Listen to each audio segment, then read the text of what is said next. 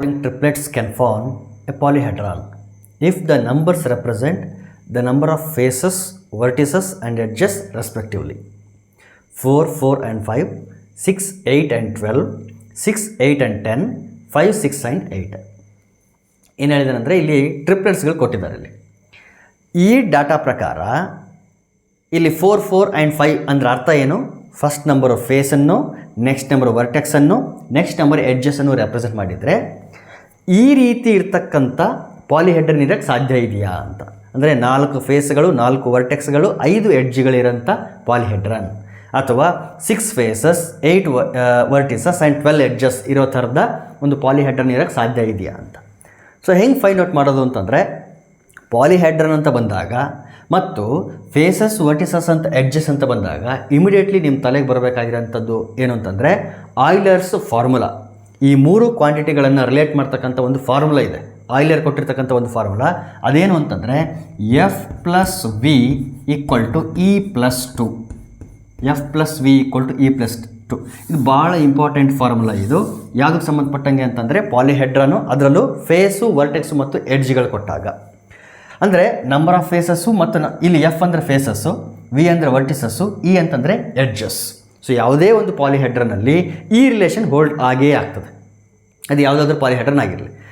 Some of faces and vertices will be equal to edges plus 2, ಎರಡೂ equal ಆಗಿರುತ್ತೆ ಅಂತ. So ಈ ಈಕ್ವೇಷನ್ನ ಯಾವ ನಂಬರ್ಸ್ಗಳು, ಯಾವ ಟ್ರಿಪ್ಲೆಟ್ಸ್ಗಳು ಹೋಲ್ಡ್ ಮಾಡ್ತವೋ ಆ ಟ್ರಿಪ್ಲೆಟ್ಗಳು ಒಂದು ಪಾಲಿಹೆಡ್ರನ್ನ ಫಾರ್ಮ್ ಮಾಡ್ತವೆ ಅಂತ ಅರ್ಥ.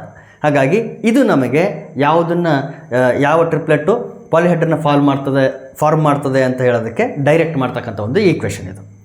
ಇಲ್ಲಿ ಫಸ್ಟ್ ಕೊಟ್ಟಿರೋದು ಫೇಸು, ಆಮೇಲೆ ವರ್ಟೆಕ್ಸು, ಆಮೇಲೆ ಎಡ್ಜ್ ಆಗಿರೋದ್ರಿಂದ ನಾನು ಡೈರೆಕ್ಟಾಗಿ ಇದೇ ಆರ್ಡ್ರಲ್ಲೇ ಆ್ಯಡ್ ಮಾಡಿಬಿಡ್ಬೋದು. ಅಂದರೆ ಫಸ್ಟ್ ಎರಡನ್ನ ಆ್ಯಡ್ ಮಾಡಿ ನೆಕ್ಸ್ಟ್ ಪ್ಲಸ್ 2 ಮಾಡಿದರೆ ಅದು ಎರಡು ವ್ಯಾಲ್ಯೂಸ್ಗಳು ಈಕ್ವಟ್ ಆಗಬೇಕು.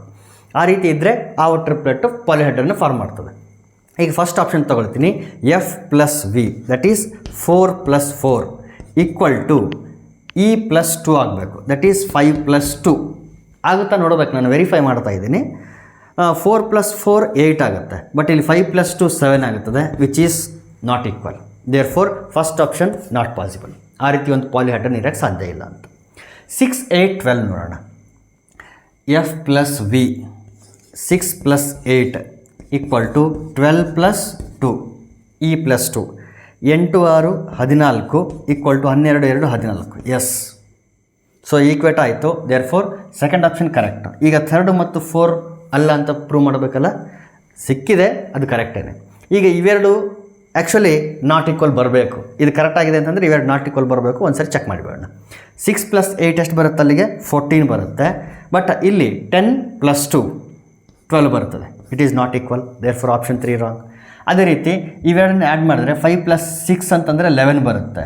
ಇಲ್ಲಿ 8 ಪ್ಲಸ್ 2 ಅಂತಂದರೆ 10 ಬರ್ತದೆ, which is not equal. Therefore option 4 is also not correct. Therefore correct option ಯಾವುದು ಅಂತಂದರೆ ಸೆಕೆಂಡ್ ಆಪ್ಷನ್ 6, 8 ಆ್ಯಂಡ್ 12.